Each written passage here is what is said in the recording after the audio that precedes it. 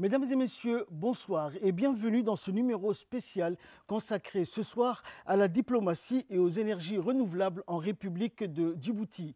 Comme vous avez pu le remarquer ces derniers temps, nous vous présentons certains magazines ou grands reportages consacrés aux avancées et aux réalisations de la République de Djibouti dans sa marche vers un développement durable. Ce soir, nous allons nous intéresser à la politique étrangère audacieuse menée par le président de la République, Ismaël Omar Guelleh, et aux retombées de ces récentes initiatives. Nous analyserons comment la diplomatie djiboutienne se positionne sur la scène régionale et internationale. Et dans un second temps, nous plongerons au cœur de l'avenir énergétique de Djibouti. Nous mettrons en lumière les projets phares en énergie renouvelable, de l'éolien au solaire, qui transforment notre pays en un acteur clé de la transition écologique en Afrique de l'Est. Restez avec nous pour une exploration détaillée de ces sujets cruciaux pour l'avenir de notre pays. Reportage. Depuis son accession à la magistrature suprême, le président Ismaël Omar Guelleh a marqué son mandat par une approche diplomatique dynamique et stratégique, façonnant ainsi l'image de Djibouti sur la scène internationale. Son leadership a permis à notre pays de jouer un rôle important dans les affaires régionales et internationales. Ses réalisations diplomatiques sont notables et témoignent de son habileté à naviguer dans un environnement international complexe. Sous le leadership du président Guelleh, Djibouti a renforcé ses relations avec plusieurs puissances majeures, la France bien sûr, mais également les États-Unis et la Chine. Djibouti est devenu ainsi un partenaire stratégique clé en raison de sa position géographique stratégique à l'entrée de la mer Rouge et à proximité du golfe d'Aden. Les relations avec les États-Unis ont été marquées par la présence de la base militaire américaine, le camp Lemonnier, un point névralgique pour les opérations contre le terrorisme. Sa diplomatie tournée vers la paix et la sécurité a permis à d'autres puissances mondiales comme la Chine, le Japon, l'Italie ou l'Allemagne de s'installer à Djibouti. En tant que pays stratégique dans la lutte contre le terrorisme, Djibouti a souscrit aux initiatives internationales visant à contrer l'extrémisme. Le président de la République a soutenu les efforts de la communauté internationale pour lutter contre le terrorisme et a collaboré étroitement avec les organisations de sécurité régionales et internationales pour renforcer la stabilité régionale. Ismaël Omar Guelleh a également cherché à accroître l'influence de Djibouti au sein des organisations internationales. Le pays a joué un rôle actif dans l'Union africaine et la Ligue arabe, cherchant à promouvoir les intérêts de la Corne de l'Afrique et à soutenir les initiatives de développement et de sécurité à l'échelle continentale. Au niveau de la sous-région, le président Guelleh a eu un impact significatif sur l'autorité intergouvernementale sur le développement, l'IGAD, grâce à son leadership et à son engagement envers la stabilité et le développement de la Corne de l'Afrique. En utilisant l'IGAD comme une plateforme pour la médiation des conflits, le développement régional et la réponse aux crises humanitaires, le président Guelleh a renforcé le rôle de Djibouti au sein de l'organisation et a contribué à la promotion des objectifs régionaux. Sous sa présidence, l'IGAD a été marquée par des efforts constants pour améliorer la coopération régionale et pour faire face aux défis complexes de la région. Sur le plan du développement des partenariats économiques, le numéro 1 djiboutien a activement cherché à attirer des investissements étrangers pour stimuler l'économie de Djibouti. L'un des exemples les plus marquants est la signature d'accords de coopération avec la Chine pour le développement d'infrastructures majeures comme le port de Doralé ou le chemin de fer Djibouti-Éthiopie.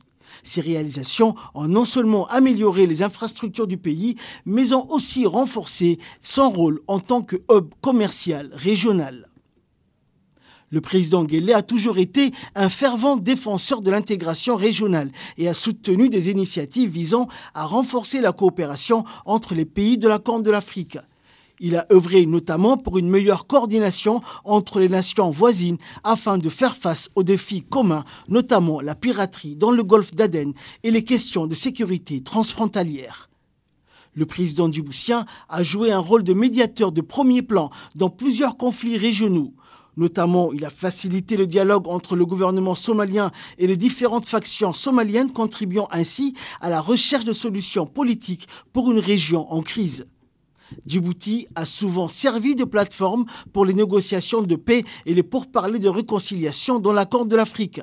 Un autre exemple, celui du Soudan du Sud ou encore intersoudanais. En somme, les réalisations diplomatiques du président Ismaël Omar Guelleh illustrent son rôle clé dans la gestion des relations internationales de Djibouti.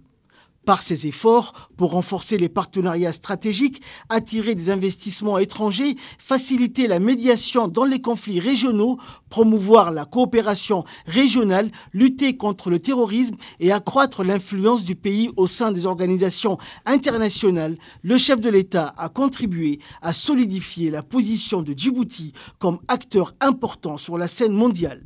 Ces accomplissements témoignent de sa capacité à utiliser la diplomatie comme un outil puissant.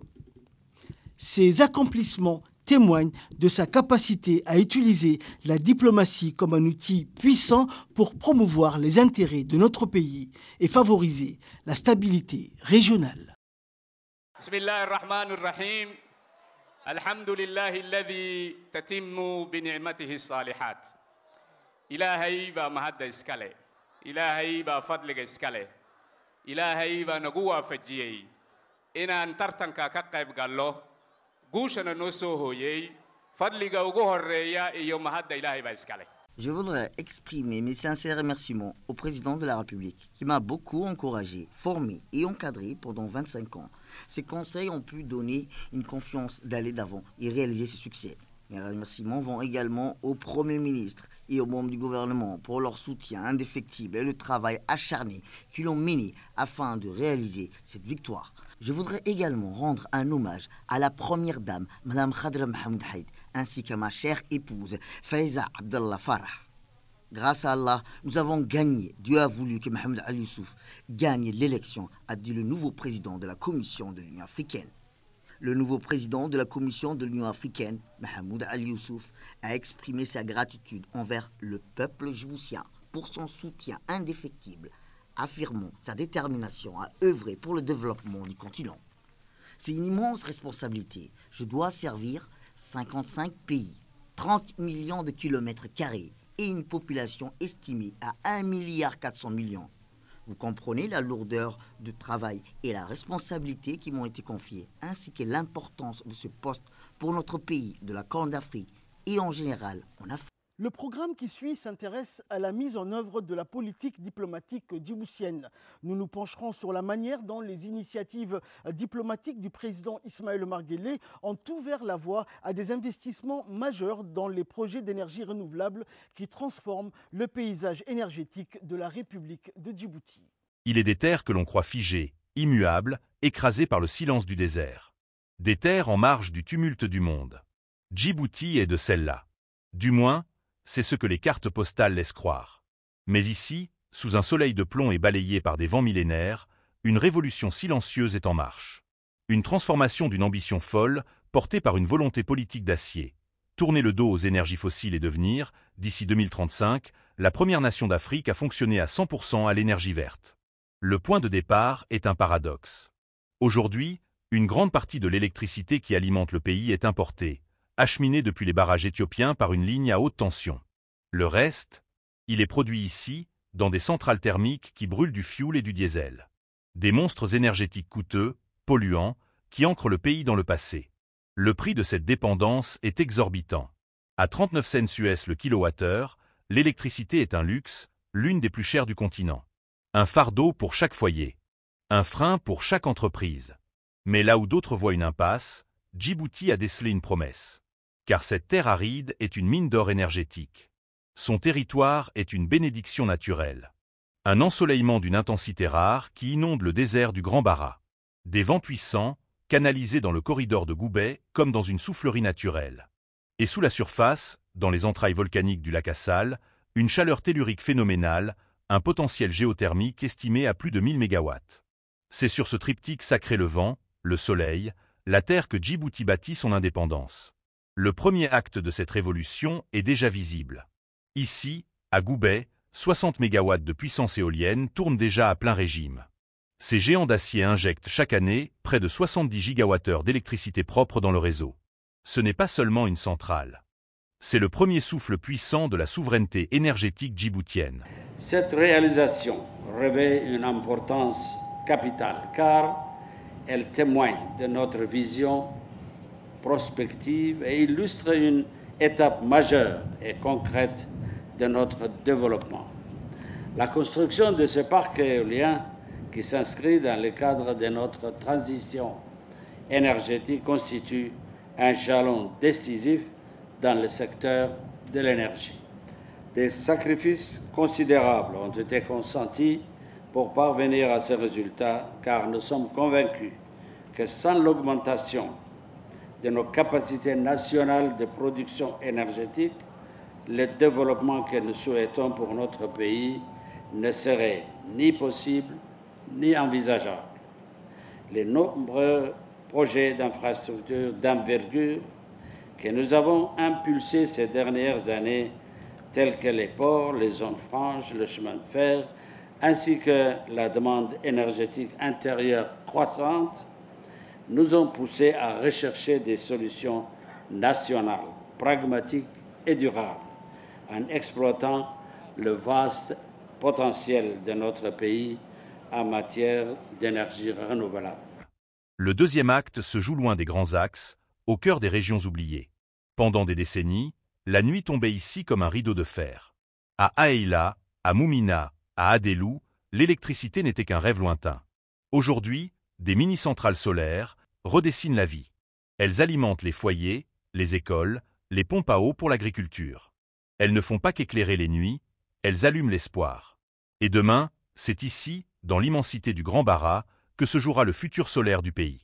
Sur cette plaine baignée de lumière, la société Emirati AMEA Power a lancé la construction d'une centrale photovoltaïque de 25 MW. Un projet colossal pour le pays, doté de batteries pour stocker l'énergie et la restituer après le coucher du soleil. Sa mise en service ne sera qu'une première étape. L'ambition est déjà de doubler sa capacité. Le désert ne sera plus une terre stérile, mais un champ fertile d'électrons. Le troisième acte, le plus audacieux, se prépare sous nos pieds. Autour du lac Assal, le forage de la croûte terrestre pour libérer la puissance des volcans. La géothermie est le Graal énergétique de Djibouti. Une source d'énergie stable, continue, capable de fournir le socle d'un réseau 100% renouvelable. Le chemin est complexe, les défis techniques immenses, mais la promesse est trop belle pour ne pas être poursuivie. Pour sécuriser cette transition, Djibouti ne mise pas tout sur l'avenir. Le pays renforce aussi ses acquis. Une deuxième ligne d'interconnexion de 230 kV avec l'Éthiopie est en construction. Mais l'objectif a changé. Il ne s'agit plus seulement d'importer, mais de créer une autoroute de l'énergie à double sens. Demain, lorsque le vent et le soleil produiront plus que nécessaire, Djibouti pourra exporter son surplus d'énergie verte, devenant non plus un client, mais un partenaire stratégique. Un hub énergétique pour toute la corne de l'Afrique.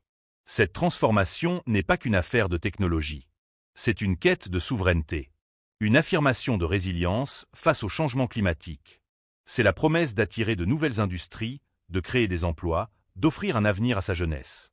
Les défis sont immenses. Les investissements sont colossaux. Mais Djibouti n'est pas seul. Plusieurs institutions internationales et d'entreprises privées. Tous sont partie prenante de cette aventure. Djibouti est en train de réécrire son destin. De transformer ses contraintes naturelles en ses plus grands atouts. Ce petit pays, autrefois défini par ce qu'il n'avait pas, est en passe de devenir un géant par ce qu'il crée. Une nation qui a fait le choix radical de l'avenir. Et qui, aujourd'hui, tient le cap. Nous terminons cette édition en réaffirmant encore une fois l'engagement de notre pays pour un avenir prospère et autonome. La diplomatie active menée par le président de la République, Ismaël Omar Guelleh, continue de positionner Djibouti comme un îlot de stabilité et un médiateur clé dans une région complexe. Ces efforts renforcent notre rôle sur la scène internationale, attirant partenariats et investissements. Ces dynamiques diplomatiques se reflètent également dans notre politique de développement.